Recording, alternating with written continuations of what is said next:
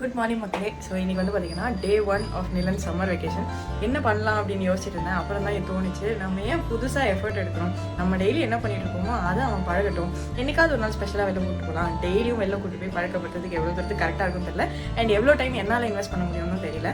அதனால் இன்றைக்கி வந்து காலையில் சமையல் பண்ணிகிட்டு இருக்கோம். இன்றைக்கோட ரெசிபி வந்து பார்த்திங்கன்னா வெஜ்ஜு புலாவ். அதுக்கு வந்து நிலன் தான் காய் கட் பண்ணலாம் நம்ம பாருங்கள்.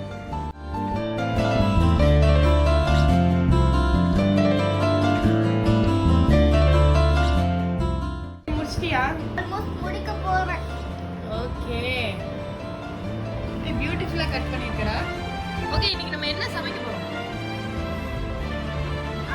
காய்கறி மாமு. ஓகே, அதுக்கு நீ தான் எனக்கு ஹெல்ப் பண்றியா?